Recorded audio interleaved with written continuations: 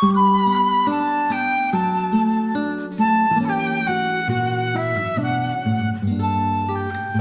buenos días. Como todos sabemos, esta es la peña número 299. Bueno, por acá, la partida, ¿cómo está, profesor?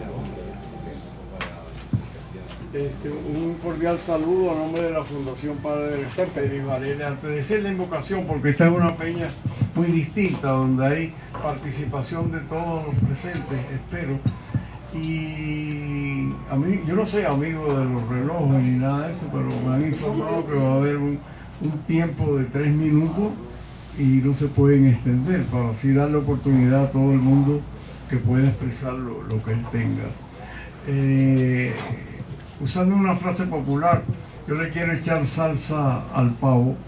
Y sobre este tema, a mí me impresiona mucho la profecía de Antonio María de Claret sobre Cuba. Claret estuvo como sacerdote en la Sierra Maestra entre 1851 y 1857. Y fíjense las palabras que dijo: a esta Sierra Maestra vendrá un joven de la ciudad y se pasará un corto tiempo cometiendo hechos muy lejanos a los mandamientos de Cristo. Habrá inquietud, desolación y sangre. Vestirá un uniforme no tradicional que nadie ha visto en este país, y muchos de sus seguidores tendrán rosarios y crucifijos colgados al cuello e imágenes de muchos santos junto a armas y municiones. Este joven bajará de las estribaciones de esta sierra con barbas y muchas veces fumando un puro, y será recibido con fervor por el pueblo cubano, el cual engañará, lo dividirá y lo dejará sumido en angustia con mucho dolor y sangre. La república será entregada a un hombre que viene de muy lejos y que no habla la lengua de Castilla ni el romance. Con la riqueza de la isla de Cuba entregará la soberanía y la independencia por la que hoy se lucha, y todos los cubanos serán presos y esclavos de tal sistema maléfico. Este joven gobernará cerca de 4 décadas, se quedó corto, cercanas al medio siglo, y en este tiempo habrá sangre, mucha sangre. El país quedará devastado. Cuando se cumpla ese tiempo, ese joven que ya será viejo caerá muerto, y entonces el cielo se tornará limpio, azul, sin esta oscuridad que ahora me rodea. Se levantarán columnas de polvo y otra vez la sangre anegará el suelo cubano por pocos días. Cuando esto ocurra, vendrá un estado de alegría, paz y unión entre los cubanos, y la república florecerá como nadie podrá imaginar. Habrá un movimiento de barcos. Después de estos días tormentosos, Cuba será la admiración de toda América, incluyendo la del norte. Se extinguirán las falsas religiones, la fe cristiana entrará en los corazones ateos y vendrá el arrepentimiento. En Cuba, después de esta catástrofe que ahora veo, saldrá el arco iris anunciando la paz y la prosperidad para todos los cubanos. Brevemente voy a... No se te oye, no se te oye, tienes que ponerte el micrófono en la boca. Brevemente voy a leer lo que dijo Rafael Díaz Balar, que era el hermano de Mirta, cuando era representante en el Congreso de Cuba y se presentó la ley de amnistía, que la presentaron Arturo Hernández Tellaeche como senador y Juan Amador Rodríguez como representante, para poner en libertad a Fidel Castro cuando aún no había cumplido 2 años de cárcel.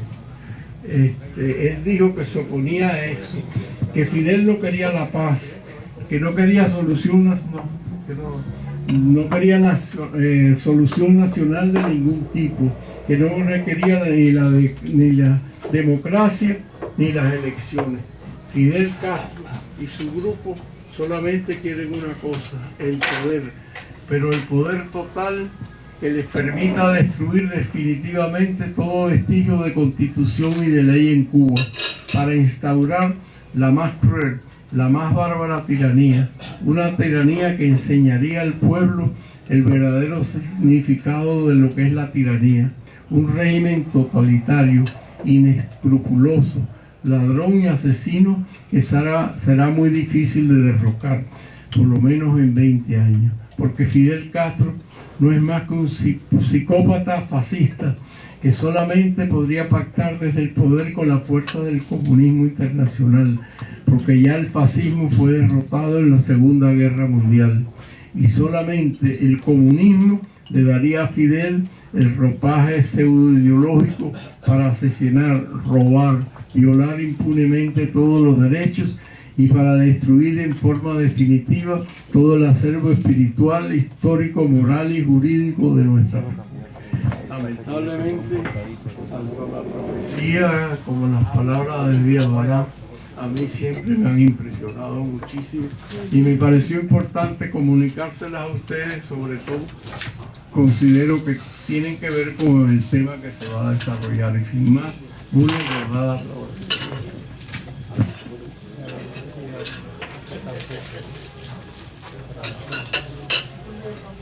Bueno,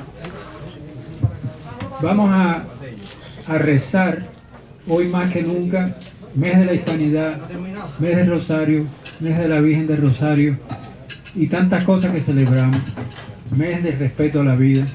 Así que todos estos temas confluyen y yo creo que hacen más inspirador que nunca acudir a lo que nosotros pensamos que es la única solución, la providencia de Dios.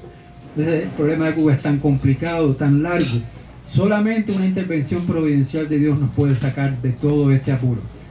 Nos ponemos en presencia del Señor, rezamos para que estos alimentos sean benditos, aquellos que los prepararon también, y como dije, para que nos inspire en las ideas básicas, religiosas, patrióticas que el padre Varela tanto quiso promover. Varela fue el que inventó a Cuba, como dice Monseñor Carlos Manuel de Cerpera. Varela y sus discípulos inventaron Cuba. Luego la Fundación Félix Varela tiene un rol muy importante en cualquier momento de nuestra historia. Amén. Entonces yo, como no hay un ponente oficial, sino que tengo invitado a mi izquierda a Joaquín Pérez Rodríguez, mi compañero de clases de hace años, venezolano de origen. Cubano.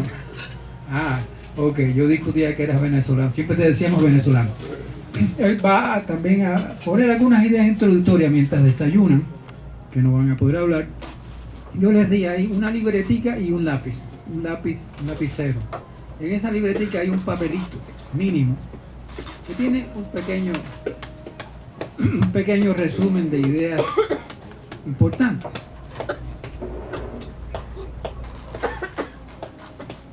Toma agua, Marta María. Y en ese resumen, voy a leerlo rápidamente.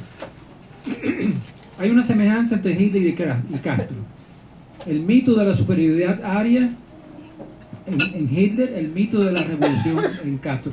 Los dos mitos enfermaron al pueblo. Esa frase Krankenvold, que es una frase que Luis Aguilar León cuando estudia este problema. Los dos enfermaron al pueblo. O sea, hay una semejanza entre Castro y Mussolini. Esa frase, todo con la revolución, nada sin la revolución, eso es de Mussolini. Incluso Castro imitaba los gestos de Mussolini. Hay una semejanza maquiavélica, por supuesto. En el libro de Maquiavelo uno lee que ¿cómo puede un príncipe italiano apoderarse de una ciudad? Muy fácil, manda a un dictador y después él ataca al dictador y queda como liberador. Esa es la manera de apoderarse de un pueblo. Hitler tenía una copia del libro de Maquiavelo en su mesita de noche. Una cosa fabulosa, ¿eh? Mandar primero un dictador y después atacar al dictador y quedar como salvador. Ese es el problema.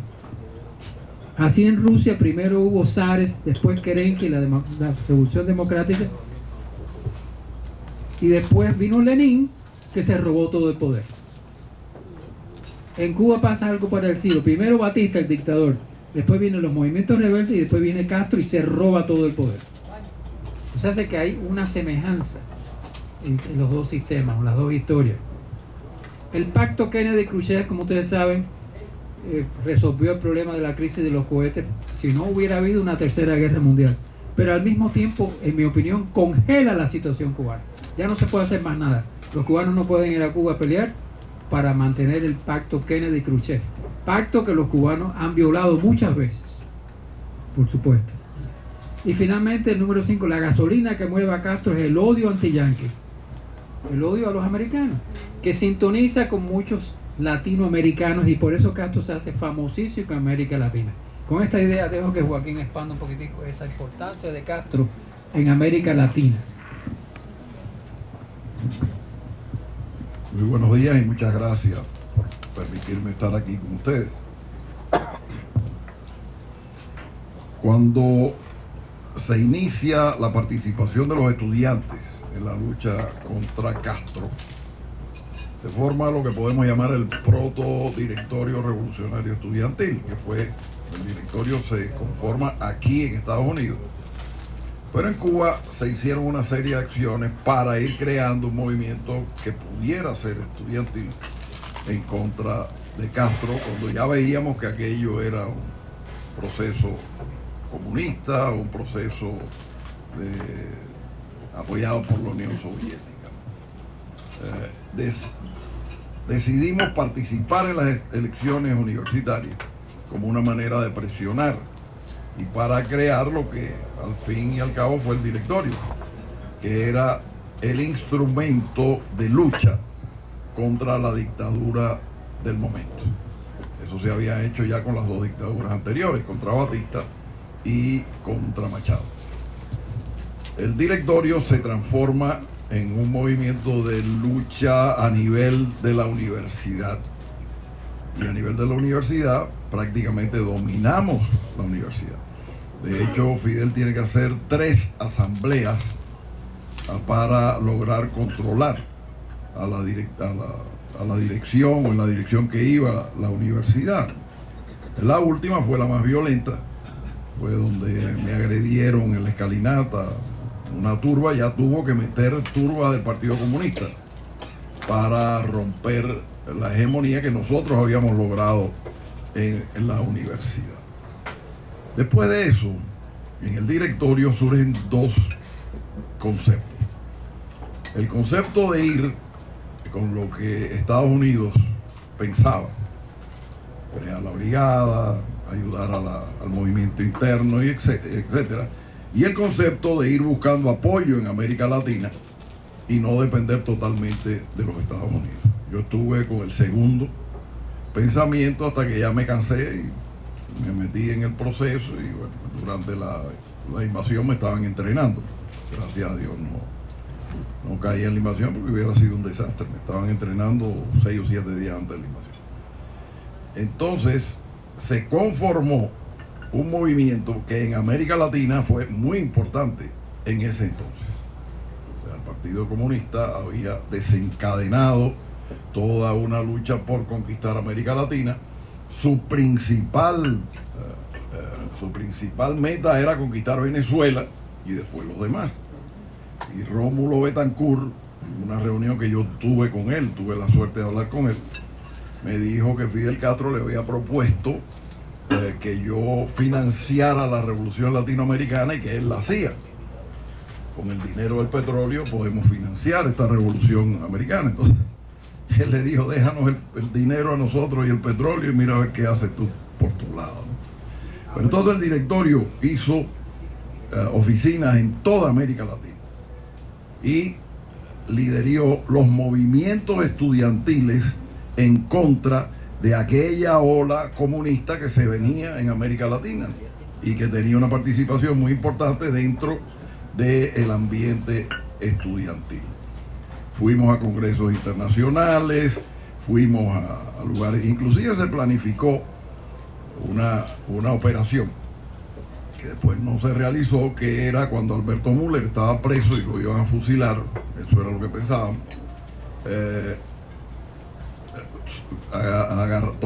Secuestrar a la madre del Che y proponerle un cambio por Alberto.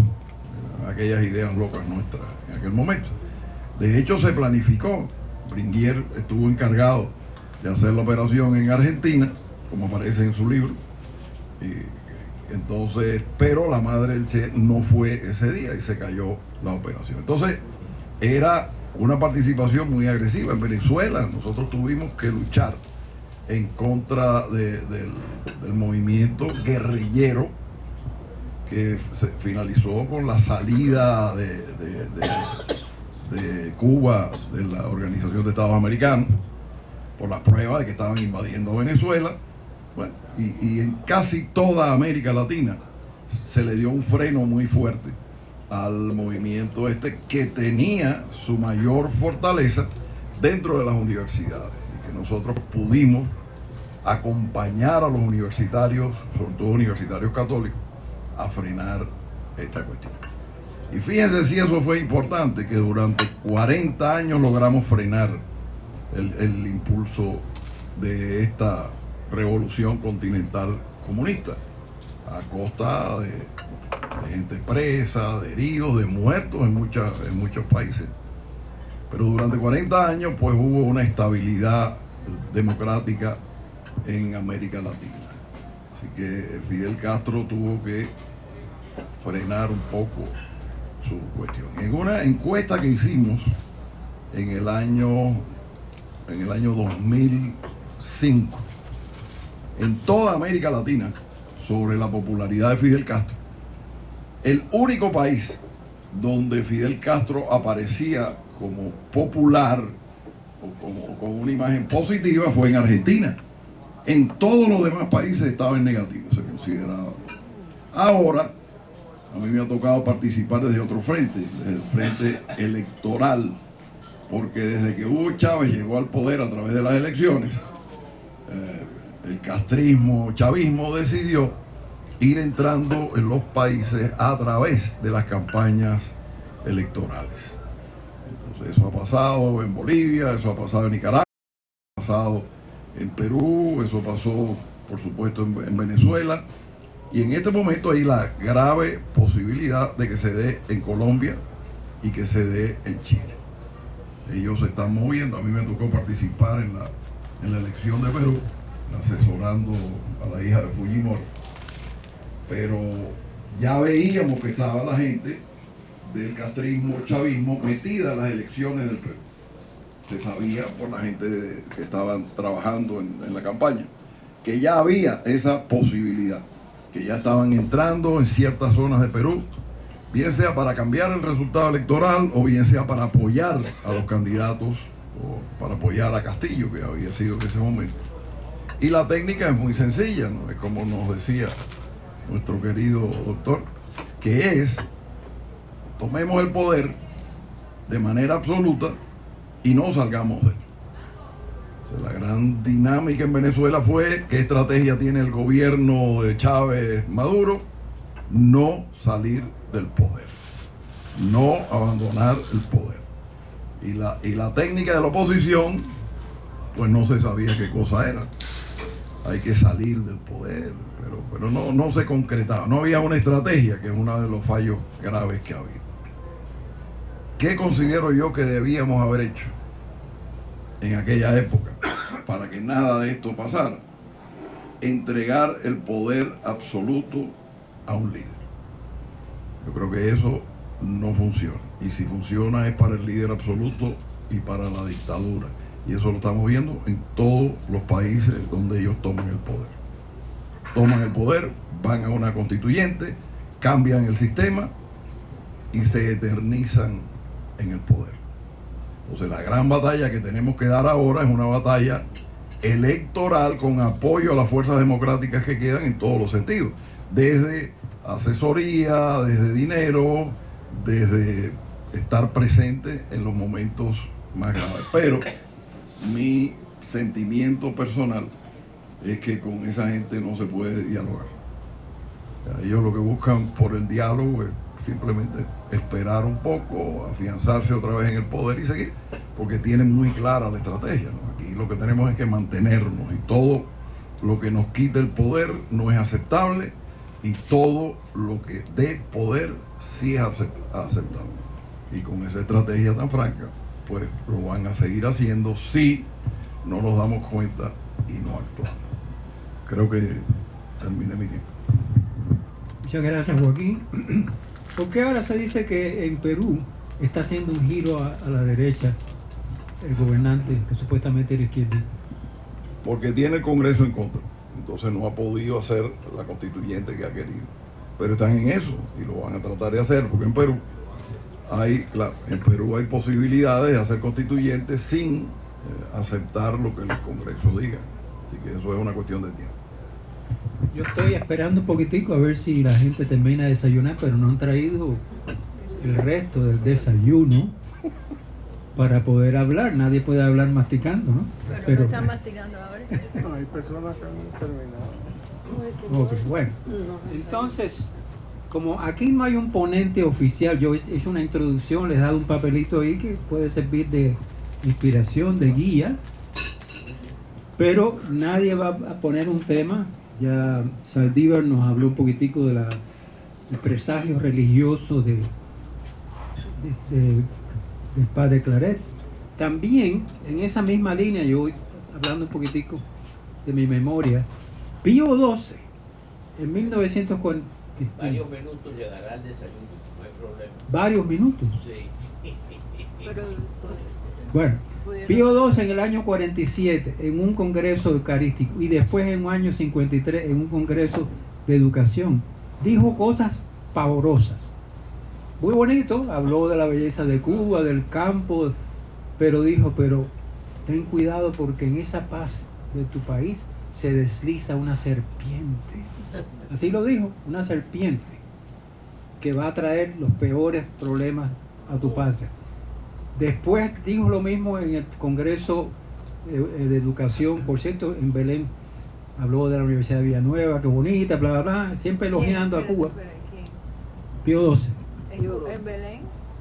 Sí, un Congreso de Educación en No, Belén. ¿estás hablando de Pío XII? Pío XII, 1953 o 54. Y entonces volvió a decir también que belleza, Cuba tan pacífica, pero esa misma tranquilidad, esa ¿No era misma... el padre Lombardi? No, fue Pío XII. Pero él no estuvo. Mandó un mensaje. Él no fue personalmente. A distancia. Ok. Bueno, y Pío XII decía que en esa tranquilidad tropical también tenemos que tener cuidado porque en una isla lejana se está formando una tormenta de nubes espantosas que quiere descargar sobre vuestro territorio. O sea, en los dos casos fue un presagio. Y decía también que después de la tormenta el aire iba a ser más limpio, como pasa con los ciclones. Bueno, un poco de consuelo, pero nadie sabe qué cosas después de la tormenta. Yo a Pío XII le doy mucho crédito. Pío XII fue el Papa de Fátima. Pío XII fue ordenado obispo el mismo 13 de mayo del año 17. Y entonces Eugenio Pacelli. Él siempre estuvo muy al tanto de todo lo de Fátima. Incluso estableció la fiesta de María Reina en la Asunción en la semana de la Asunción. Y dice que la Virgen lo compensó con una visión que tuvo. Sea como sea, en el año 53 Pío XII le preguntó a unos turistas americanos que venían de Fátima y les preguntó, ¿ustedes creen en Fátima? Y ellos dijeron, sí. Y entonces dijo, ya el tiempo de dudar de Fátima ha pasado. O sea, es una defensa y yo particularmente creo, en la línea de lo que leyó Saldívar, que este es un problema tan grave, tan complicado, tan diabólico, que sin una intervención especial de la providencia divina no se va a resolver. ¿Qué quiere decir eso? Bueno, tenemos que rezar, sí. El famoso tercer secreto de Fátima, que se iba a decir después del 60, nunca se dijo. Y no es problema de los papas, ni de Juan XXIII, ni de Pablo VI. Es que decían que no convenía. ¿Quién estableció la fecha esta de 60? La misma Lucía, no fue la Virgen María. Que este secreto no se podía revelar antes del 60 porque no lo iban a entender. Y ahora yo me hago la pregunta, ¿de dónde sacó Lucía? Que después del 60 sí se iba a entender el secreto. Pues el secreto era un anuncio de amenaza del ángel con la espada de fuego, etcétera, etcétera. Y que un obispo vestido de blanco caminaba por la ciudad media destruida y cuando llegaba a una especie de calvario con la cruz, le dispararon y lo mataron.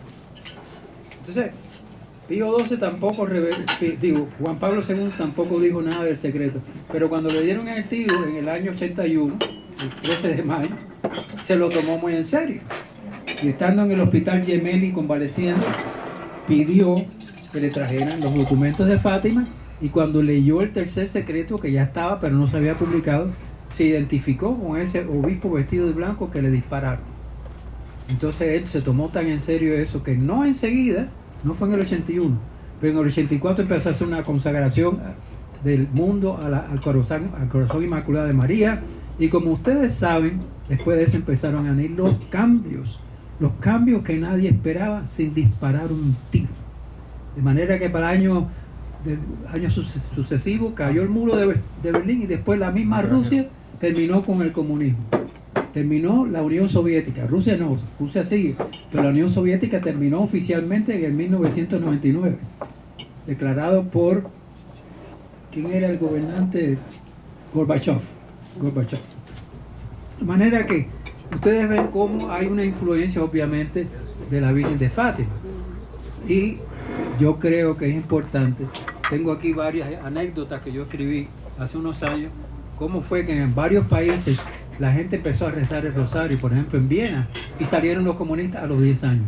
Como en el Brasil, que también los comunistas estaban a punto de tomar el poder con Goulart, empezaron a rozar cientos de miles de mujeres por Sao Paulo, se fue el comunismo.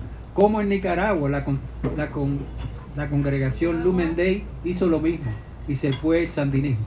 Lamentablemente Nicaragua volvió perro al vómito por el problema de las elecciones, ¿no? En Cuba, la pregunta me dice, ¿se hizo alguna consagración especial al corazón Inmaculado de María? Bosa Más Vidal, yo le pregunté, él no me contestó nada. Pero suponemos que cuando el Papa lo hizo colectivamente, acuérdense que el Papa, la consagración del 64 fue colectiva con todos los obispos del mundo, que era una condición que la Virgen había puesto. Porque Pío XII la había hecho en el Vaticano en el año 40 y pico, él solito. Consagró a Rusia al Inmaculado Corazón, pero tenía que ser colectivo, con todos los obispos del mundo. Y efectivamente en el 84 hubo obispos que hasta en el Kremlin pudieron hacer la consagración. El famoso obispo Nilica, que se fue con un rollito de fotografía, llevaba el pan, el vino, y dio misa en el mismo altar. Una mujer le dijo, ¿usted es sacerdote? Le voy a preparar el altar para que dé misa. Y ahí, en el Kremlin, este obispo hizo la consagración conjuntamente con Juan Pablo II. Dice Juan Pablo II que él no mencionó el nombre de Rusia en la consagración, y por eso algunos fatimistas radicales, no, eso no vale. Cuando Juan Pablo II habló con Lucía, la vidente de Fátima, Lucía le dijo, sí, eso sí vale. Él no menciona la palabra de Rusia por la famosa Ostpolitik de Pablo VI, que trataba de evitar mencionar nombres de comunistas, pero dice que él lo pensó por dentro. Pero algunos fatimistas dicen, pero no mencionar a Rusia no vale. Y el Papa, hablando con Lucía después, cuando le dieron el tiro, él fue a Fátima y entregó la bala que le sacaron, está en la corona de la Virgen de Fátima. Entonces Lucía le dijo que sí, que esa consagración había sido válida, y por supuesto los efectos lo han demostrado. Nadie de nosotros pensó que el comunismo iba a terminar así, sin disparar un tiro. De luego, el comunismo no, la Unión Soviética. Porque el comunismo sí, y el mismo Juan Pablo II se da cuenta de que de otra manera va a venir un movimiento ateo, materialista, consumista en nuestro país, en los países llamados libres. ¿Okay? Eso más o menos es lo que a mí me inspira para creer que Fátima y Cuba son inseparables. La lucha del comunismo es Fátima contra el comunismo, comunismo contra Fátima. Es una lucha a brazo partido del demonio, pero tenemos el poder de la oración y la penitencia. En la visión del tercer secreto hay un ángel con la espada de fuego que dice, penitencia, penitencia, penitencia. Igualito que la Virgen de Lourdes en la cueva de Masabiel. La palabra de penitencia, que es el origen del Evangelio. Ok, tú tenías una pregunta, Elena. Sí, mi pregunta es que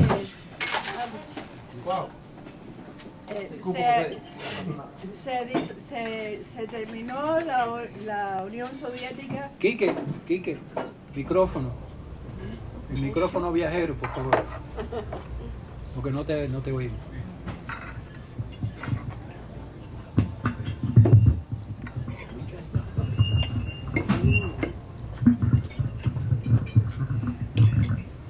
se terminó la Unión Soviética, pero hoy en día Rusia está bajo Putin, que es un autócrata, que no es comunista, no sé qué cosa es, pero es tan malo como un comunista, casi tan malo. O sea que el fin de la Unión Soviética no fue el fin de los problemas, y no solamente en Rusia, sino mundialmente. Elena, mi hermana, es la que encargada de medir el tiempo, pero bueno, si pueden, ya pueden ir pensando lo que van a decir. Tienen esa libretica, por favor, para que antes de hablar piensen un poquitico. Pueden escribir ahí sus ideas, comentarios de lo que hemos dicho, o algo nuevo, o una experiencia, lo que sea, pero siempre con tiempo limitado. Elena trajo unos cartones que el amarillo quiere decir, No voy a usar amarillo, nada más que el verde quiere decir que pueden hablar, y el rojo que se acabó el tiempo. el verde dice le quedan 30 segundos. Con el verde. Y el rojo. Y entonces si siguen hablando tiene un timbre poderoso. Y En el rojo terminan. Stop sign. ella está acostumbrada a hacer eso. Después del rojo tienen 30 segundos para organizar sus pensamientos finales. Esto, a ver si nosotros podemos organizarnos un poquitico, porque los americanos tienen una fama de nosotros que somos incorregibles. Lo he leído 2 veces en la historia de Hugh Thomas, ese libro tan fabuloso. 2 veces. En tiempos de Trabama los cubanos no se pueden gobernar. Y en tiempos de Kennedy y la invasión también, los cubanos no hay quien hable con ellos. No somos capaces de organizarnos entre nosotros mismos. A ver si aprendemos un poquitico a hablar civilizadamente. Gracias, Lenita. Esto, ya se me acabó mi tiempo. No, pero te hice una pregunta. La pregunta, sí, no es verdad, y lo dijo Juan Pablo II, no creamos que el fin del comunismo, entre comillas, en la Unión Soviética ha sido el fin del peligro, ¿no? El peligro puede enmascararse bajo otras formas de ateísmo materialista, incluso en este país, que es el país del consumismo. Acuérdense, de comunismo a consumismo nada más que un juego de palabras. Pero es tan malo una cosa como la otra. El comunismo y el consumismo. O sea, hay que tener cuidado, no podemos descansar. A ver, Marta María. ¿Puedes explicar bien lo que es el consumismo? Sí, es el deseo de comprar lo que no necesitamos. O sea, el consumo por el consumo, el consumo por comprar, por pensar que uno va a ser feliz teniendo esto y esto. Pero bueno, vamos a empezar porque Sí. No, ya estamos, ya hemos empezado ya. Vamos a ver quién quiere ser la primera persona en hablar. No, bueno, las preguntas son aceptadas, Miguel. Ese es el... Tienes que pagarlo. A ver, Marta María. Bueno,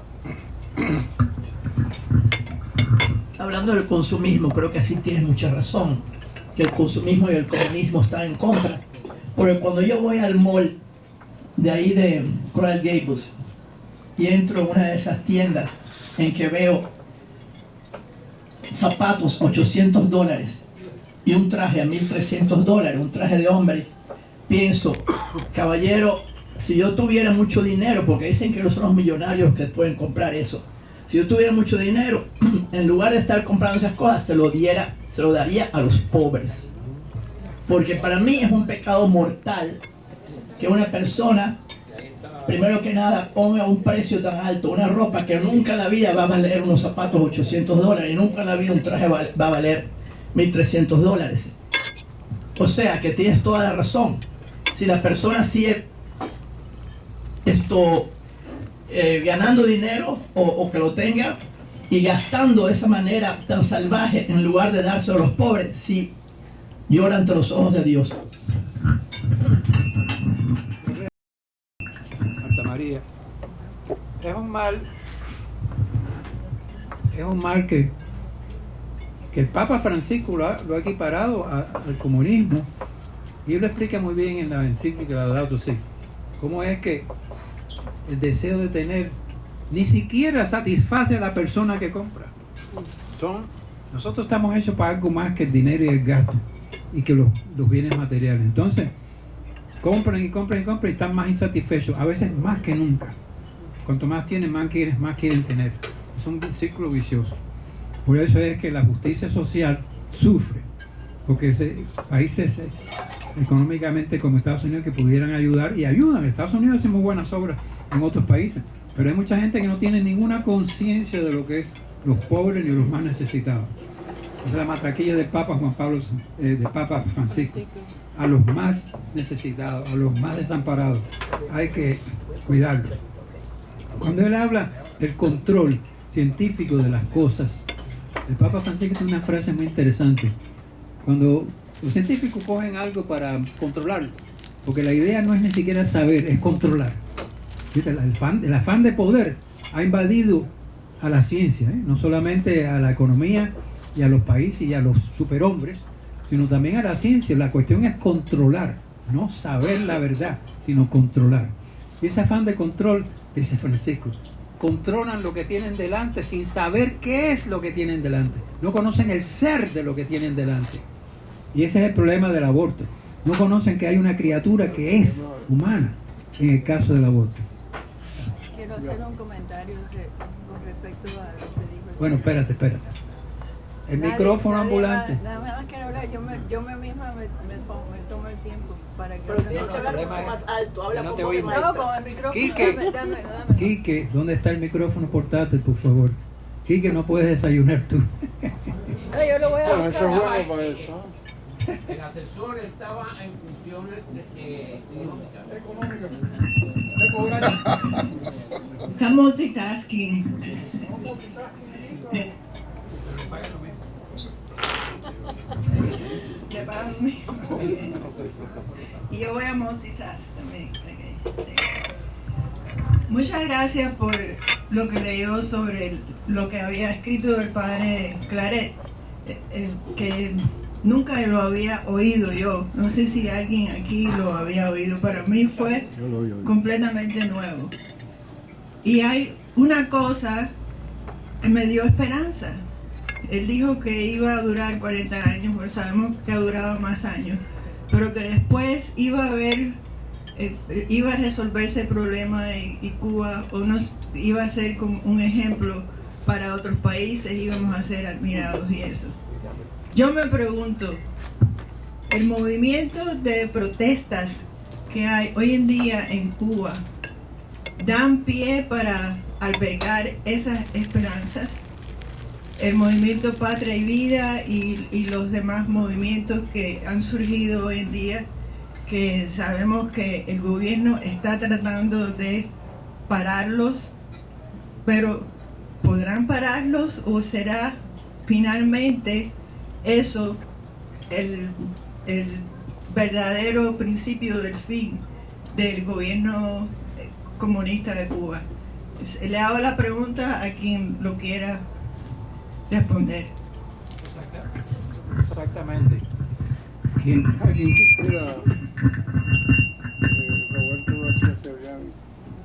¿Alguien quiere decir algo sobre eso? La pregunta de Elena: ¿cuán efectivo va a ser lo que está pasando en Cuba hoy para terminar nuestros problemas? ¿Alguien quiere comentar de eso? Bueno, en cuanto a lo que está pasando en Cuba, es el ánimo de libertad. El ánimo que tiene. Guarden las ideas. Joaquín, yo viví en Venezuela 5 años. Trabajé desde Tejería hasta Maicao, San Fernando de Apure y Sarasa, 14 estados. Era mi territorio. O sea, trabajaba a nivel de campo, a nivel de ciudad. Conocí muy bien la idiosincrasia. Tenía más de 400 clientes y yo diría que el 80% simpatizaba con Fidel Castro. Mi pregunta es, hay dos personas muy importantes en Venezuela que a mí me han chocado las cosas que han dicho. A ver qué respuesta tiene usted. Primero, Rafael Poleo, que cuando yo llegué a Venezuela estaba exiliado en Miami porque no podía, estaba oyéndole a Carlos Andrés Pérez. Y Rafael Poleo lo oí yo decir que desayunaba con Hugo Chávez todos los días, o muchas veces en la semana, al principio de Chávez llegar al poder. Cuando todos nosotros sabíamos que Hugo Chávez estaba haciendo o pensaba hacer lo mismo de Fidel Castro en Cuba. Y otra es Carla Angora, una gran periodista venezolana, que la oí yo en una entrevista en la OEA en Washington decir: nunca le creí, ella es una periodista e investigadora, nunca le creí a los cubanos lo que me contaban a mí de Cuba. Yo nunca he podido entender cómo una periodista que se supone que tiene que escuchar, que no nos oyera a nosotros cuando yo fui uno de los 15.000 presos que llegamos a Venezuela desde el año 78. ¿Cómo es posible que una periodista que se supone que era una persona muy capaz no creyera lo que decíamos nosotros? Y eso es lo que me pasaba a mí cuando yo le decía a mis clientes: te voy a contar mi historia, no la de otro, sino lo que me pasó a mí. Y simpatizaban con Fidel Castro. Gracias. Realmente nadie cree la cuestión hasta que no la vive. Entonces ahora pues hay un gran arrepentimiento, y eso te lo puedo decir, porque tú has estado en 14 estados, yo he estado en todos los estados de Venezuela. Y he estado en todos los lugares donde están exilados aquí. Y realmente hay un gran arrepentimiento. ¿Qué pasó en Venezuela? Mira, primero la corrupción. Una corrupción generalizada que contrastaba con un país rico y con mucha gente pobre. Y eso no estaba bien. O sea, la democracia en América Latina no le ha llegado a los pobres. Ahora en las elecciones de Perú, ¿no?, yo decía: no toquen el punto del comunismo. No lo toquen. Porque la gente piensa que cualquier cosa va a ser mejor que lo que tienen ahora. Y eso te lo decían las encuestas. El peruano de calle, el peruano que tenía el voto, decía: bueno, ¿y qué me importa que venga Castillo, que es comunista? Si al fin y al cabo lo que hay en este momento no me está dando nada, y estoy teniendo muchos problemas. Eso no pasaba en Cuba. Fidel Castro tenía, yo estoy seguro que si se hubiera hecho una encuesta a un año de la llegada de Fidel, Fidel hubiera tenido mayoría. Nosotros cuando empezábamos en el directorio a tratar de hacer la misma técnica que se hacía con el 26 de julio, que era poner bombas, oye, la gente nos perseguía. En tiempo de Batista nos abrían las puertas, nos escondían, nos ayudaban. En tiempo de Fidel nos perseguían.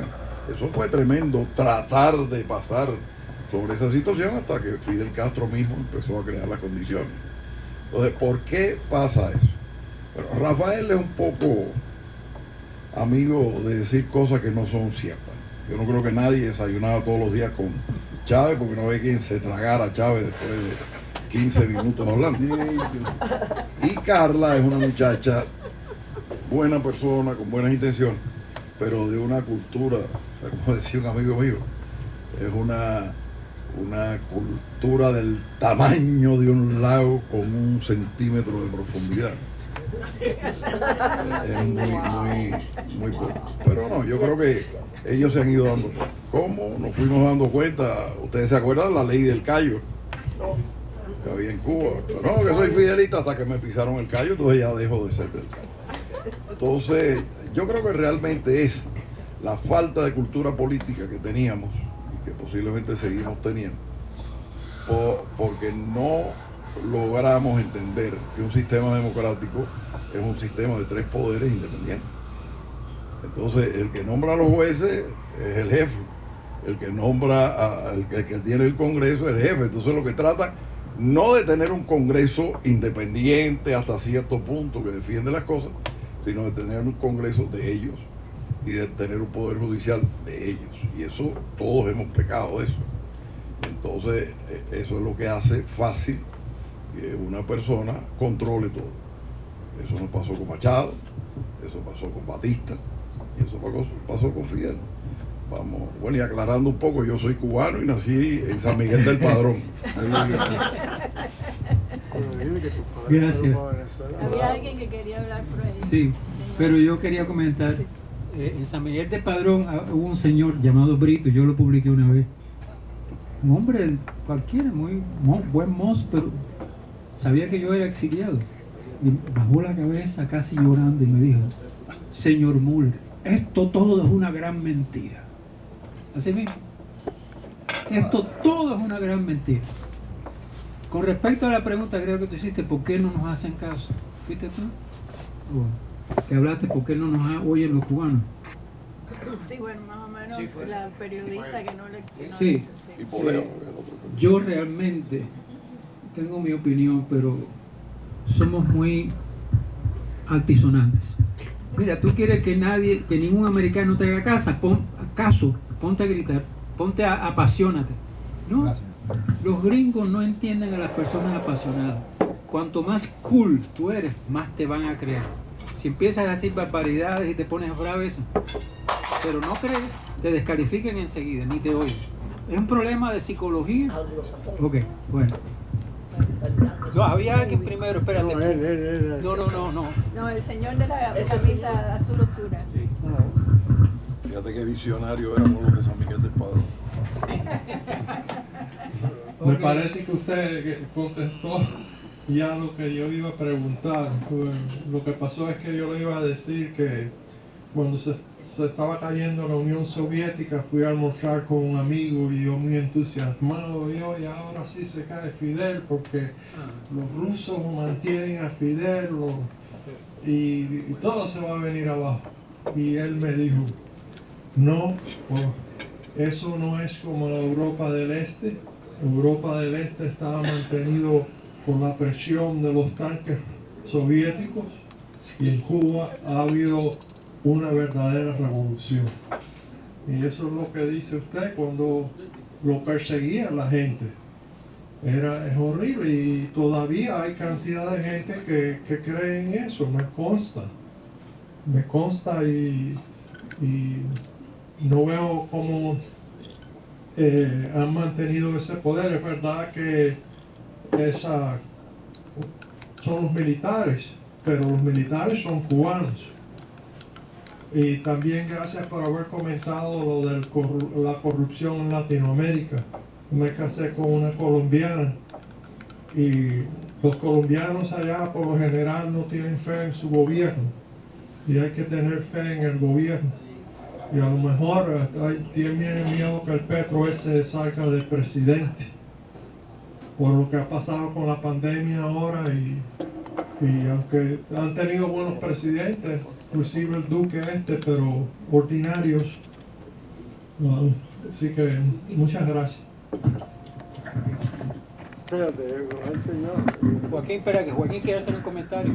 ¿Tú quieres comentar sobre lo que dijo? Permiso. Abundando en las palabras de la señora respecto a los trajes tan astronómicamente caros, en la ocasión de la boda de una prima, me fui a otra tienda muy exclusiva, no me acuerdo dónde está, Taylor's, algo así, no me acuerdo del nombre. Y cuando entré, enseguida vinieron a atenderme solícitamente, ¿no? Y yo dije, mire, yo quiero un traje modesto porque se casa el hijo de una prima. Entonces, bueno, efectivamente me dieron a escoger porque había precios astronómicos hasta los más módicos, porque de acuerdo con la tela, con esto, con lo otro. Al lado mío había un padre que esa gente se llevaron como 2 trajes cada uno, lo más caro que había en la tienda. Entonces yo pregunté, me hice amigo de ellos porque eran muy simpáticos, ¿no? Y entonces, no, somos venezolanos. Y yo digo, sí, ¿y cómo está aquello? Y ella dice, bastante bien. Entonces, luego me enteré, y él lo va a saber, cómo les dicen, enchufados, que vienen aquí a gastar el dinero que se han robado a los venezolanos allí, y comprándose ropas de todo, haciendo alarde de lo que no tiene el pueblo, desgraciadamente. Son los boliburgueses, que llaman. ¿Cómo qué? Boliburgueses. Boliburgueses. ¿Por qué boli? Porque es el gobierno bolivariano. Pero que son burgueses. bolivariana. Claro, son boliburgueses. Ahora, mira, hay 2 cosas que yo veo en la situación cubana y que la estoy viendo y que la estoy viendo también en la situación cubana o venezolana, que es primero un ascenso al poder de la gente sin trayectoria directa de la fase revolucionaria. O sea, ya los que hicieron la revolución se están muriendo de viejo o de COVID, sí, que se han muerto como 4 o 5 generales o los matan. Eso por una parte, lo cual va a crear un sistema donde el comando del país está en manos de gente nueva, de gente que no tiene trayectoria revolucionaria, que no tiene ese tipo de cosas. Eso es un factor. Y por otro lado, que la gente está otra vez perdiendo el miedo. Hay represión, pero hay rebelión. Y eso es algo que a la larga acaba con los sistemas, si se logra mantener. Porque la rebelión se da, la represión se da hasta que el represor se da cuenta que es más negocio estar con el que se rebela. Y ese es el punto de inflexión. Eso está pasando en Venezuela. Chávez ya se fue. Los que estaban con Chávez o los han procesado ellos, como a Baduel y como a otros que han metido presos. Y viene una insurrección espontánea del pueblo, sin estar dirigida por ningún partido político, por ninguna ideología, sino por la incapacidad de administración que tienen los comunistas. Churchill dijo que si le daban el desierto de Sahara, administrar un comunista acababa con la arena. Y es cierto, son muy malos administrantes. Así que si ponemos la pésima capacidad de administración de crisis, que es igual a hambre del pueblo, hambre de libertad, hambre de comida. Y por otro lado vemos el cambio de la dirigencia hacia una cuestión menos simpática, en el sentido de que, bueno, los otros me gustaban porque eran héroes de la revolución y tal, pero ya no hay nada de eso. Pues eso son dos factores que posiblemente van a ejercer una gran influencia en los próximos años. Pedro Guerra. Buenos días. Espérate. Coge el micrófono. Para la grabación, Aló, bien. Quiero felicitar a los integrantes de la mesa presidencial, pero como no había espacio suficiente, no pudieron sentarse la mayor parte de los que están en este salón. Así que perdónenos por tener una mesa presidencial tan pequeña. Hace muchísimos años, cuando me permitían entrar a Cuba, yo era gran amigo, o sea, yo soy de Guantánamo y estudiaba en la Universidad de Oriente mi carrera de contador público y ahí empecé a conspirar contra el régimen de Castro. Conocí a la familia de Pedro Meurice Estío y tuve con él muchísimas conversaciones. Él hablaba y yo oía. En un viaje a Santiago de Cuba, después de 17 años de preso, le pregunté a Meurice qué había de cierto sobre el documento que se decía que era del obispo Claret. Y por supuesto, el doctor, el abogado, Pedro Meurice Estío, con ese estilo religioso y refinado y legalizado, me dijo, si hubiera un documento en este edificio, yo lo hubiera leído. Pero el pueblo cree en eso y yo no voy a ir en contra de una creencia de buena fe. Punto final. El título de la disertación de hoy de nuestro presidente es muy interesante. Por suerte, la llegada de Joaquín ha sido una bendición. Gracias y venga más a menudo, por favor. Esto no es por amistad, señores, esto es por la realidad analítica. El proceso que comenzó en Cuba después del 10 de marzo es el culpable de todo esto. el 10 de marzo es el padre de todas las desgracias del pueblo cubano. Que haya mucha gente de buena fe que cooperaron con ese proceso de lucha constitucional del 10 de marzo al 1 de enero, es cierto. Y es también real de que la obligación política era participar en una lucha para que se restableciera la Constitución de 1940. O sea, desde el 10 de marzo hasta la fecha de hoy, hemos vivido con escasas horas y días dentro de un gran infierno. Luego, los bien inspirados en la lucha contra el régimen funesto de Fulgencio Batista llegaron al poder y se produjo otra traición a una lucha a favor de la Constitución.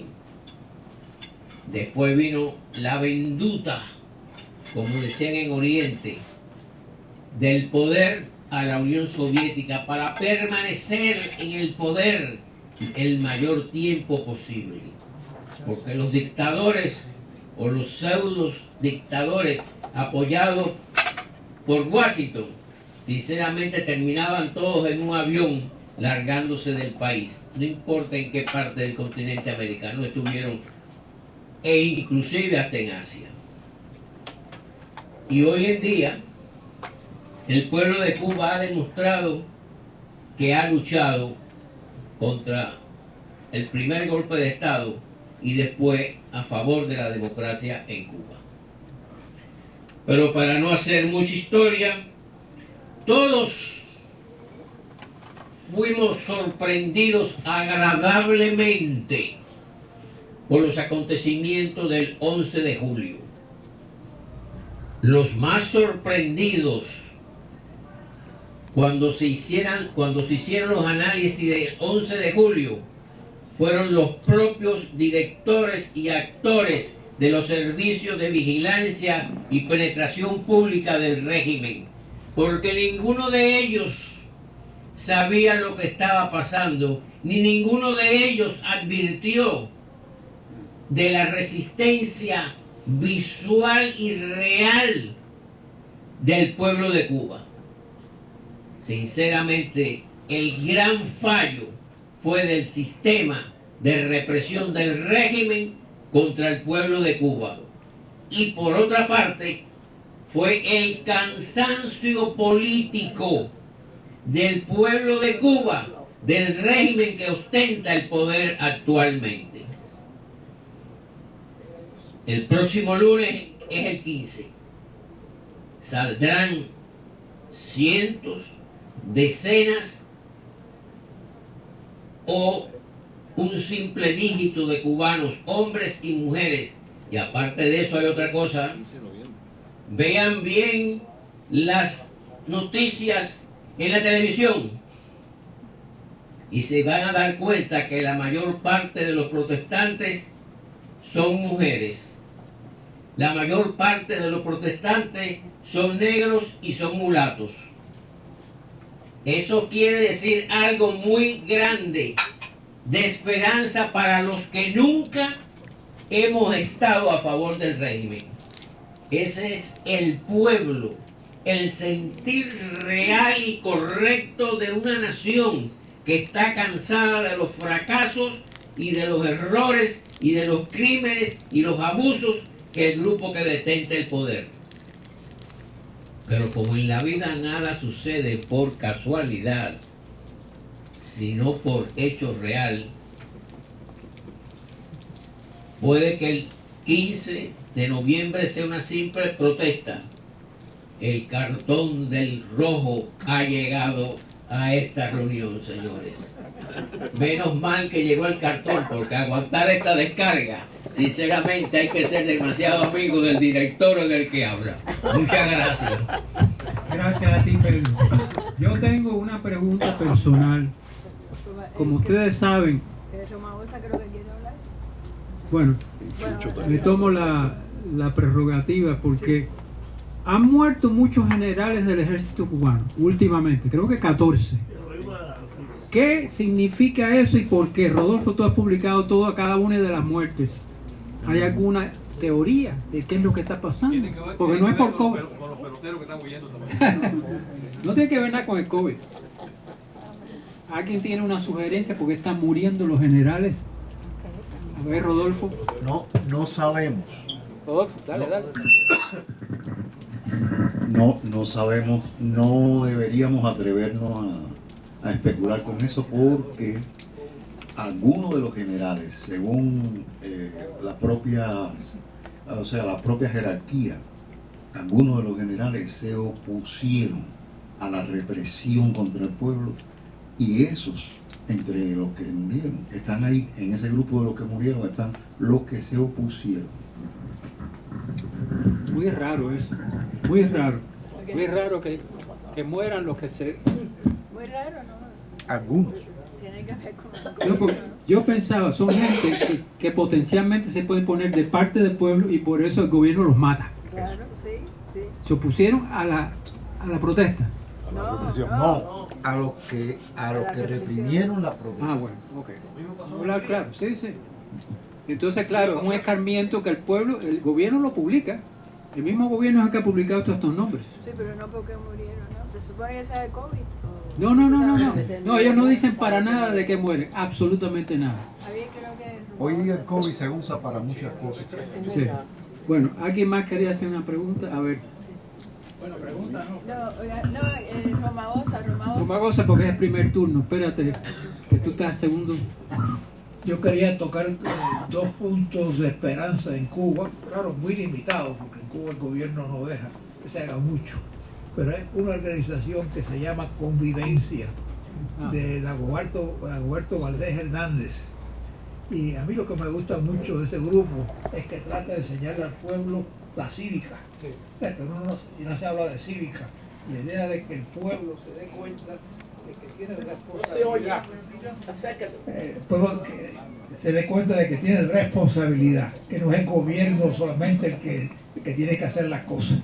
Y el otro punto es la Iglesia Católica en Cuba, que está en los últimos años trabajando muy bien, empezando desde el punto de vista de educación. Desde luego no pueden dar clases de religión, pero por ejemplo dan clases de idiomas o matemáticas, capacitación general, y entonces pues de esa forma la gente está viendo que hay otros. Fíjense, todo este asunto es lo que se llama sociedad civil, que haya otros elementos en la sociedad que no sea el gobierno. En Cuba, desde luego, la Iglesia Católica es un elemento, aunque ha sido muy limitada, pero da esperanza de que surjan nuevos líderes de esa forma. Gracias. La ventaja de ese comentario es que toca un punto muy importante. No solamente es cuestión de librarnos del gobierno, es qué viene después. Estamos preparando el futuro.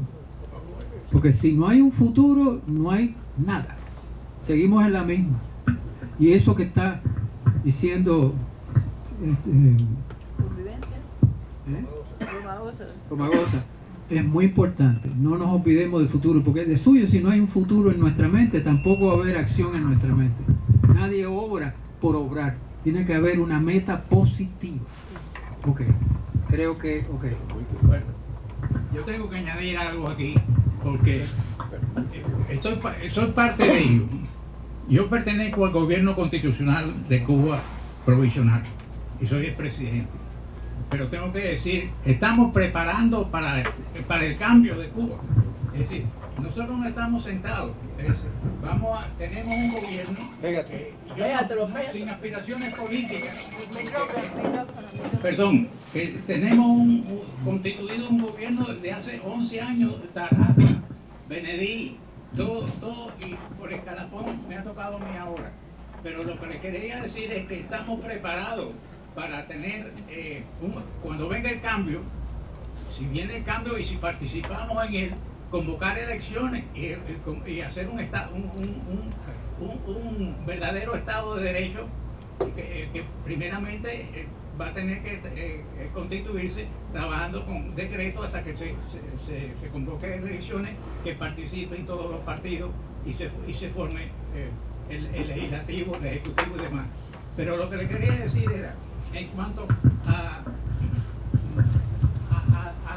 catolicismo, a la religión, no importa católico o los otros. Pégate al micrófono. Las otras denominaciones también. Es decir, tenemos que ver que la Iglesia Católica es importantísima para que nos ayuden. Es importantísima. El padre Pérez Varela se levantó la sotana y enseñó los pantalones porque hizo una expedición para derrocar a los españoles y murió aquí en la pobreza. O sea, el catolicismo, los sacerdotes tienen que salir con el pueblo. Cuando salen las damas de blanco con sus florecitas, ellos deben marchar allí. El Papa debe. Yo me acuerdo cuando recibe el Papa a Fidel Castro, y como si fuera el héroe, el que baja de la montaña, el que roba a los ricos y se lo reparte entre los pobres. Y para mí, que recibiera a un sanguinario como Fidel Castro en el Vaticano, a mí me hizo un efecto extremadamente feo. ¿Qué les voy a decir? En ese caso, yo veo que la Iglesia Católica es importantísima que nos digan, que compartan las manifestaciones con los que se van a levantar ahora. O sea, vamos a ver, pero esa es mi opinión muy personal. Gracias. Muy bien. Chucho Permuy, tú tenías hace tiempo, tú querías hacer una pregunta. ¿No? Me lo dijeron.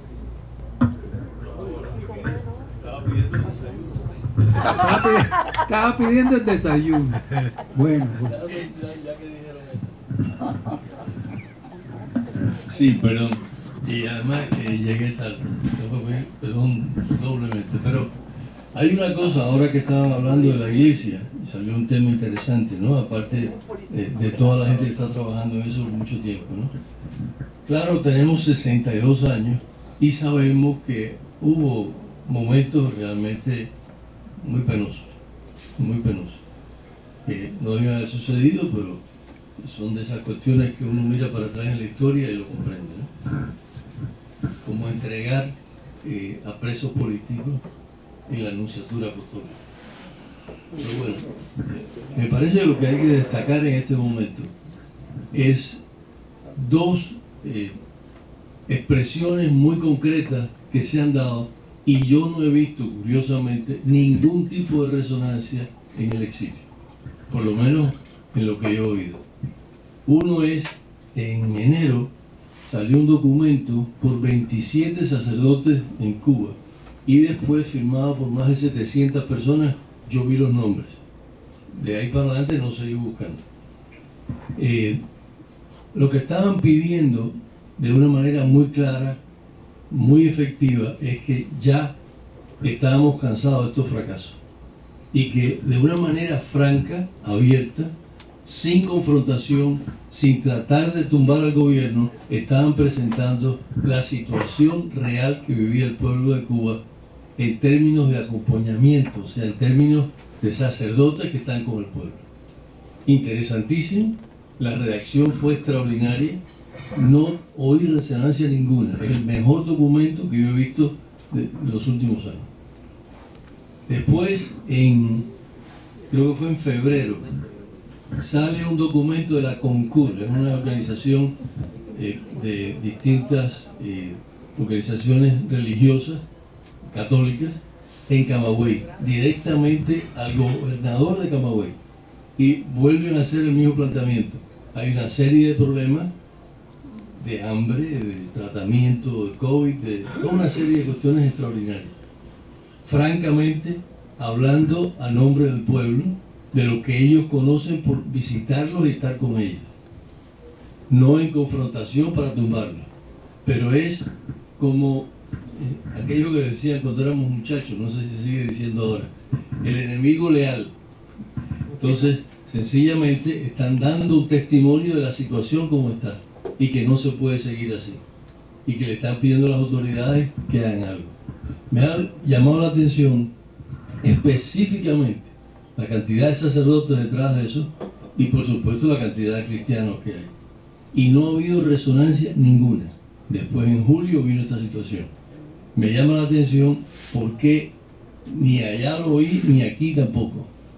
Y me pregunto qué es lo que pasa, ¿no? Cuando hay dos expresiones concretas, como no lo ha hecho nadie de hace mucho tiempo en este sentido. Gracias. Espérate un momentico, un comentario.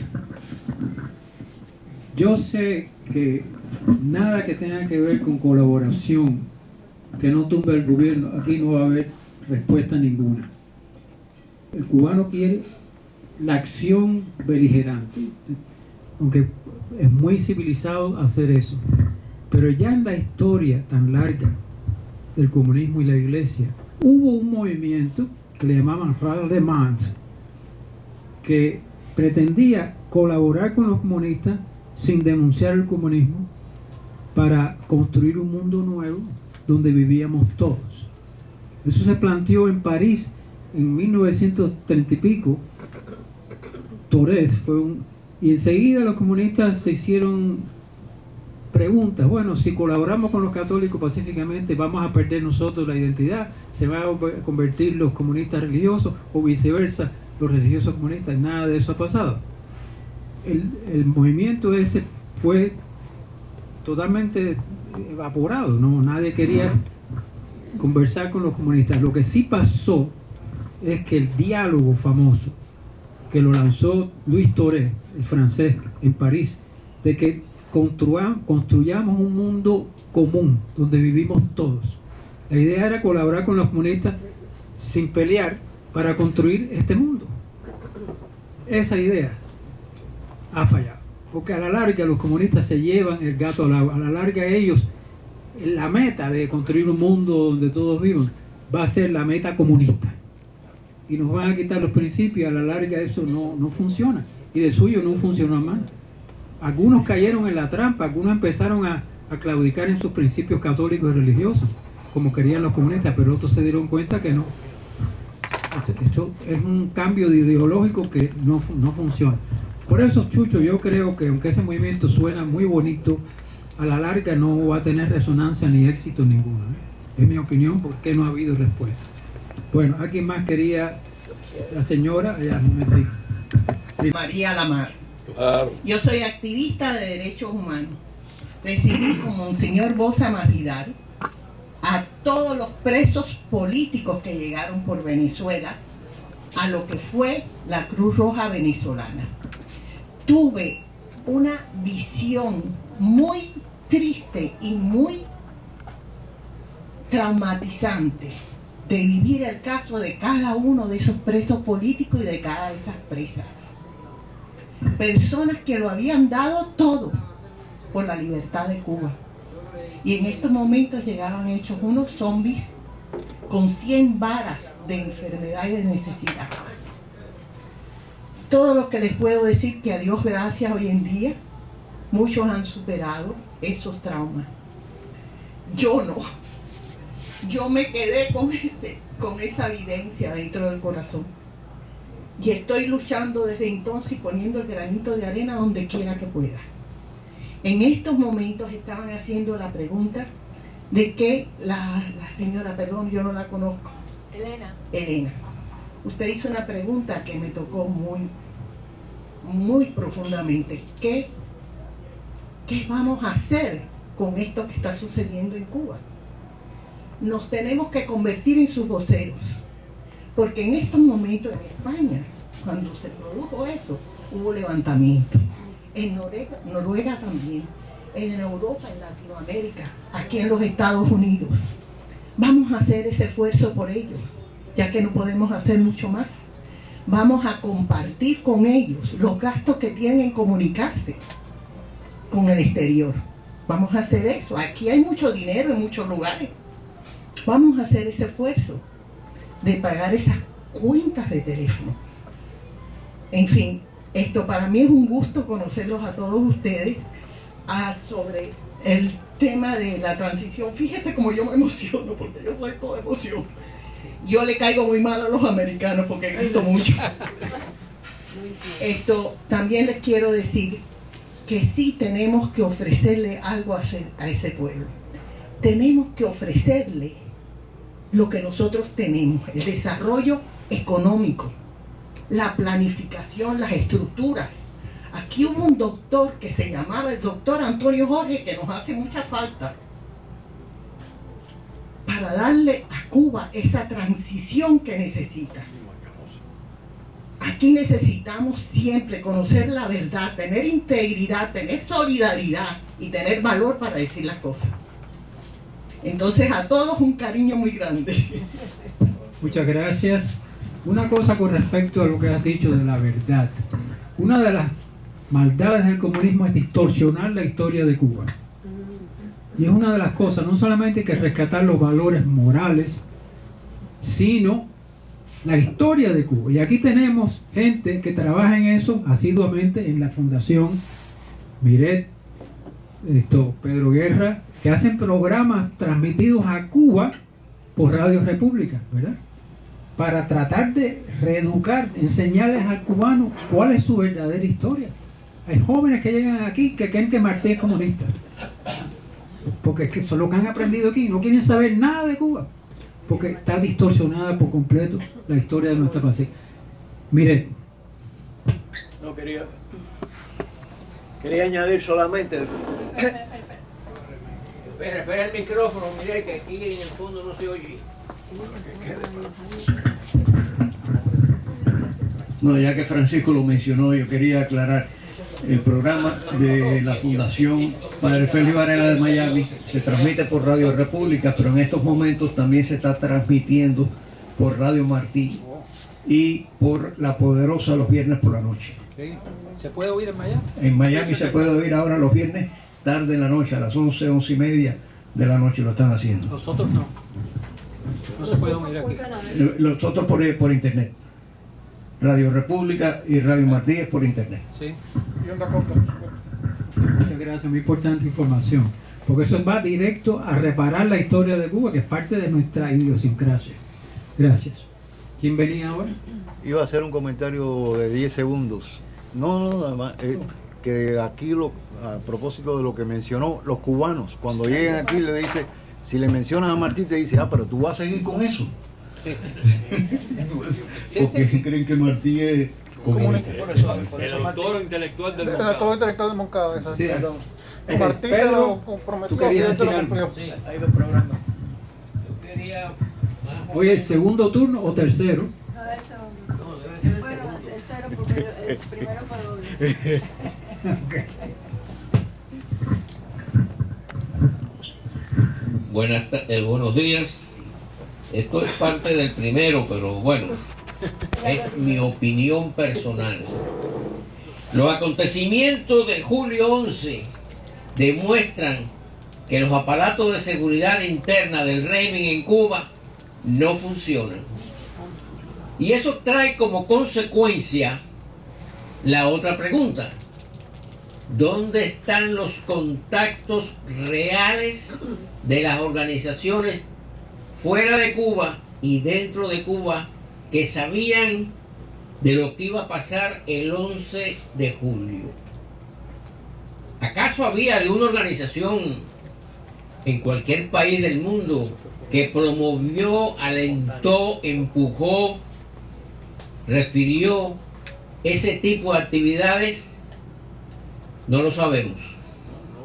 Solamente sabemos que todo empezó por San Antonio de los Baños, en las comunicaciones a través del internet. Eso sí lo sabemos. También sabemos que hay una serie de movimientos dentro de Cuba que se llama el MUAD, M-U-A-D, Movimiento de Unidad de Acción Democrática, que todos son organizaciones pequeñas, pero que están dentro de Cuba. Y el Partido Demócrata Cristiano tiene contacto con esas 40 organizaciones. Habrá otros grupos de aquí que tal vez, y espero que sea así, que tengan contacto con la gente dentro de Cuba. Pero hay una situación real. Ninguna organización dentro de Cuba o fuera de Cuba tiene un control mayoritario, por ponerle un apellido, como en el caso del control mayoritario que tenía José Martí. Hoy en día eso yo no lo sé, pero me refleja que ese control mayoritario por una organización dentro o fuera no existe. O sea, que los acontecimientos que se van a producir son impredecibles, pero de que se van a producir, se puede asegurar que se van a producir. La fecha es lo que no tenemos. 15 de noviembre. Y lo más importante del caso es que no hay ninguna organización ni ningún grupo que tenga mayoría. La única organización que tiene el control y la mayoría en Cuba es la actual membresía de la Fuerza Armada de Cuba. ¿Hasta dónde llega nuestra penetración dentro de la Fuerza Armada? Tampoco lo sabemos. Pero sí tenemos un hecho real, que es el 4 de septiembre, donde una pequeña organización de sargentos produjo, por darle un título, entre comillas, un golpe de Estado en las Fuerzas Armadas. Y todas esas reuniones del 4 de septiembre fueron autorizadas por la superioridad militar del ejército. Hoy en día el ejército es una organización dividida en tres partes, mayoritariamente. Pero ¿estará penetrada alguna de esas partes? No lo sabemos. La incapacidad política del Partido Comunista es a todas luces comprobable y existe. No tienen, lamentablemente, un Fidel Castro. No lo tienen. Por lo tanto, la situación pueda que parta de por ahí, de las Fuerzas Armadas, como el 4 de septiembre. Y en el 4 de septiembre la organización del estudiantado en la Universidad de La Habana fue la que fue a averiguar en Colombia qué estaba pasando y qué estaba sucediendo. Y produjeron el 4 de septiembre. Y el resto es historia futura. Muchas gracias. Pedro, es todo muy hipotético. Ojalá que se cumpla lo que tú quieres, pero no podemos decir nada ni a favor ni en contra. Si tú mismo lo dices, no sabemos. Debemos estar preparados mentalmente para participar en eso. La historia del 4 de septiembre, yo creo que eso jamás se... Y positivamente, porque estamos oyendo aquí muy negativos. Mira, Roberto Caballero. quiere hablar. Espérate, que hay uno que quiere... que pidió, yo no te veo, Roberto, no te veo. Alguien dijo ahí que el apóstol José Martí, el pueblo dentro de Cuba no lo conoce. Pero aquí hay muchos cubanos, incluso hasta viejos, que no conocen a José Martí. Yo veo la red, hay que preguntarle al pueblo cubano, esos que están en la calle, que están trabajando constantemente. Yo no creo que ninguno de esos no conoce a José Martí, porque hablan de José Martí. Vamos a las redes como están puestos en la fotografía. El pueblo cubano no se cansa, ni se cansará, ni se cansará de luchar. Por eso estoy de desacuerdo ese que dijo que José Martí, que dice que no conoce a José Martí. Eso lo dirá alguien que no lucha por la libertad de Cuba. Pero los que están luchando por la libertad de Cuba, los que están luchando en todas las provincias, oriente y occidente, sí conocen al apóstol José Martí. No hay ningún luchador en Cuba, en suelo cubano, que no conoce a José Martí. Pero sí aquí muchos hay que no conocen a José Martí. Eso sí se lo puedo yo asegurar.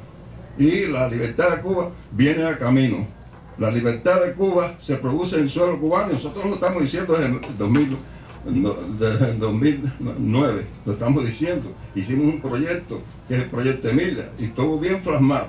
Nosotros no lo reconocemos absolutamente ni una jota de la tiranía castrista, ni constitucional, porque son legales, son delincuentes, son asesinos y comprobados, traficantes de drogas en todo el continente de los Estados Unidos. En Cuba hay ríos de sangre y montañas de huesos. El que conoce la historia de Cuba debe saber eso, desde oriente hasta occidente. Cuando el ejército rebelde, que decía ahorita, se plasmó, porque nosotros somos parte en Pinar del Río de una guerrilla que todos los jefes de nosotros eran miembros del ejército rebelde. Rolomiro Miranda se alzó después Fidel Castro almorzó en su casa y le dijo, oye, ¿qué es esto? Y le dijo, no, Guajiro, esto no es comunismo. Y lo quiso hacer comandante para mandarlo a Escambray y se alzó en Pinar del Río y fue a cogerlo y llevar a Fidel por esa tumba. Fueron a cogerlo, lo asesinaron allí. A él lo cogieron, lo fusilaron, le asesinaron al hermano Roberto Miranda y fusilaron también a otros que cogieron con él. Los otros fueron lanzados a las prisiones por ahí cumpliendo 20 y 30 años.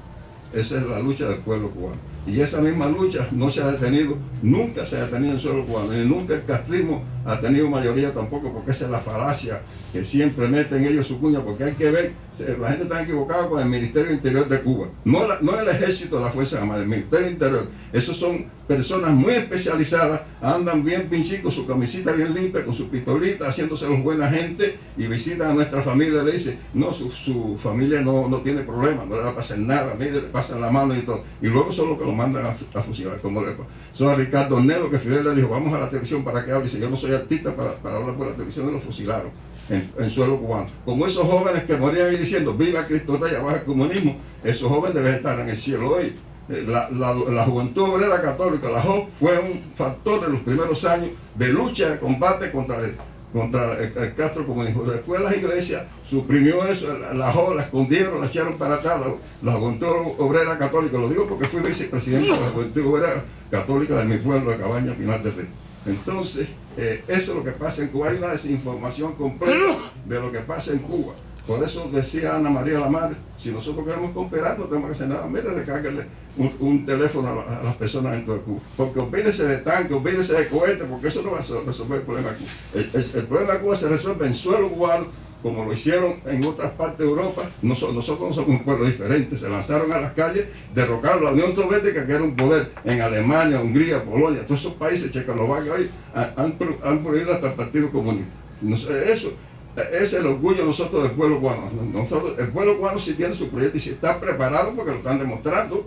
En poco tiempo, de Oriente a Occidente, en toda Cuba fue un hormiguero aquí. Nosotros tenemos, no quiere decir que fuimos nosotros, por ejemplo, la sede política de Unión por Cuba Libre del proyecto Mira está en San Antonio de los Baños. Hoy tenemos más de 10 compatriotas allí de San Antonio de los Baños lanzados en las prisiones de Guanajay, pidiéndole 10 años de condena por ir a ese grito. Y ese grito es el que no se puede perder, como todos los gritos. El problema es estar contra el castrismo. La unidad la gente busca, todos los cubanos están unidos, aquellos que quieren la libertad de Cuba, eso, lo que no tienen que echarse uno a los otros como una valla de gas uno contra los otros. Tenemos que estar contra el castrismo, cada cual que tenga su idea, es una responsabilidad en el futuro con la patria, cada cual que responda. Entonces, pero sí tenemos que estar todos unidos en ese trabajo que es la libertad de Cuba, no unidad esa de grupos, de tantos grupos, no. Es el suelo cubano, porque el pueblo cubano, esos fueron campesinos, obreros, gente humildes, y los millones de aquí del exilio, ni la gente importante del exilio. El pueblo se lanzó sin importante ni gente millonaria que los aplaudía,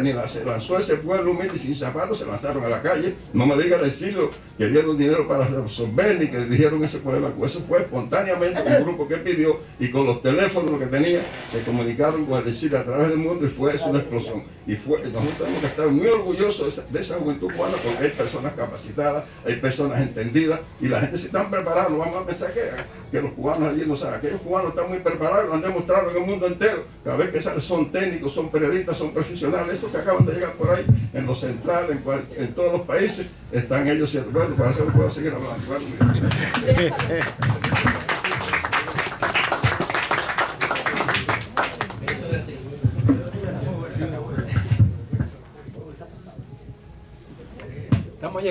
Estamos llegando al final de las 11.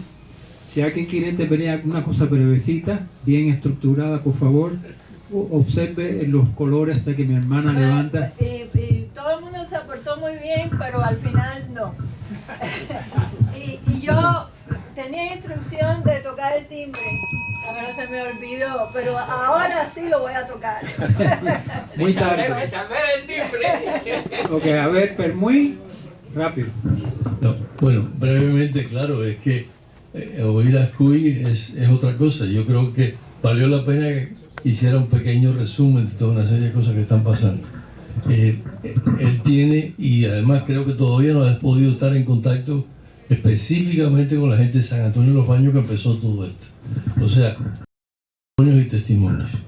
Con esto quiero pasar, aparte que me ha recordado Venezuela al principio, imagínate Ana María, pero embarcar a Joaquín en una cosa muy específica.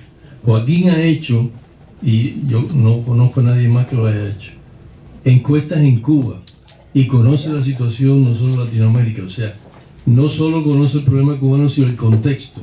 Y desde muchacho ha estado metido no solo en la cosa de Cuba, después en Venezuela, y supongo que, perdón por llegué tarde, ahí lo han dicho ya, pero fue viceministro allá en Venezuela, del partido COPEI, muy conocido, muy respetado, una gran participación popular anteriormente. Entonces, me gustaría es, brevemente, antes que me saquen la pantalla roja, Joaquín, en esta situación, ¿qué es lo que tú ves desde el punto de vista práctico de respuesta en Cuba o aquí, de lo que hayas podido hacer?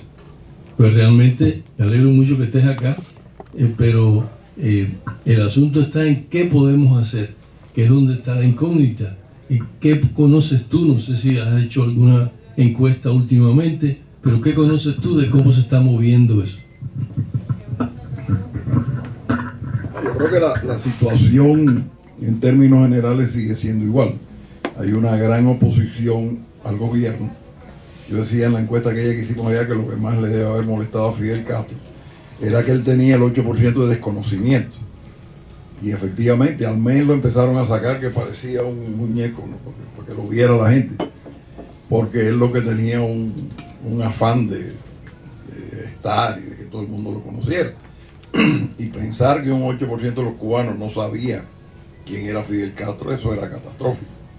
Entonces, pero, mira, yo diría que tenemos que saber cómo manejar el escenario internacional. Creo que hay suficiente experiencia para saber qué es lo que más le duele a esta gente desde el punto de vista internacional. Si son las sanciones personales, si es algún tipo de sanción internacional contra los regímenes. Y eso se ha manejado muy mal. Primero, porque los que hubiesen podido en esta, y pedí que me dieran autonomía, que me dieran poder para hacerlo. Entonces me dijeron que sí, pero que cuánto cobraba. Yo dije que yo no iba a cobrar nada, que yo le debía a Venezuela mucho para estar en este momento cobrando como consultor, ¿no? Entonces eso les extrañó mucho, me lo preguntaron varias veces, y eso no me gustó, me pareció raro. Entonces cuando estuve allá, empecé, yo había creado un sistema que se llamaba el 1x10, que es piramidal, y que había dado muchos resultados. En Venezuela, por primera vez, COPEI fue el primer partido nacional, ganamos la mitad más uno de las elecciones. En Aruba, en Bonaire, mantuvieron a los demócratas cristianos en el poder durante 10 o 15 años. Ese sistema lo sugerí para Venezuela, pensamos hacerlo en Cuba, a través de nucleación de gente, a través de internet. O sea, ir organizando grupos que en un momento dado pudieran ser movilizados hacia algo. No sabíamos hacia qué, pero bueno, como por ejemplo ahora, como tú le pasas la instrucción a un gran núcleo de cubanos que puedan salir a la calle, porque salir a la calle no es fácil. La gente dice, no, todo el mundo va a salir. Mentira. Si tú no tienes una estructura que movilice, no movilizas. Movilizas a los 500 que están en contra en San Antonio de los Baños y a los 1200 que están en contra en Jatibonico, qué sé. Pero no hay una verdadera estructura que te diga hoy, dentro de 3 horas, y todo el mundo sale a la calle. Como habíamos probado que eso sí funcionaba. Funciona aquí en Estados Unidos. Funciona en México perfectamente. Una vez yo me acuerdo que hicimos una elección en México. El gobernador del estado, porque allá son también que le roncan, empezaron a perseguir. Y el sistema era tal que tú podías dirigir el operativo de votación desde un carro. Pero a mí me estaban persiguiendo la policía en Veracruz. Y yo escondido en una casa viendo ver cómo me iba por los tejados. Y ganamos. Entonces, tú no ves esa estructuración a fondo. En Venezuela porque no les ha dado la gana. Yo le decía a Capriles, mira, los que te van a ver en un meeting son 10.000 personas y esos votan por ti. Lo que tenemos es que organizar a los otros que no votan por ti para en un momento dado que salgan a votar que salgan a protestar, que salgan a hacer lo que haya que hacer. Y eso no es fácil, porque eso de estar todo el tiempo arriba de ellos y qué hiciste, y cuánta gente me tienes y dónde están, es un verdadero fastidio. Entonces, sin un instrumento de ese tipo es muy difícil que haya una estructura. Solidaridad hizo el movimiento en Polonia. No fue espontáneo que los polacos salieron a la calle. Había una tremenda estructura. Entonces, yo diría que hay que presionar adecuadamente a los aliados internacionales con sanciones que le duelan al sistema, para poder hacer, no un diálogo, una negociación. Tú me das esto y si no te planteo esta cosa. Eso tiene poder. Tiene muchísimo poder, por un lado. Y por otro lado, hacer una estructura de base que sea capaz en un momento dado de salir a la calle, de enfrentarse a los represivos, etc. Que no hay quien aguante, ¿ok?, unas manifestaciones sucesivas, por mucha represión que tú tengas, bien organizada, donde tú das las órdenes, ¿no? Salgan ustedes ahora, y salgan ustedes mañana, y salgan ustedes, pues la gente se cansa. Ya, los tipos que reparten palos se cansan, que era la técnica de Gandhi, ¿no? Llegaban, le caían a palo a la primera fila, se caían, venía la segunda fila, se caían, le venía la tercera fila, hasta que los británicos decían, mira, ya el brazo no nos da para dar más palo. Y esa gente prevalecía.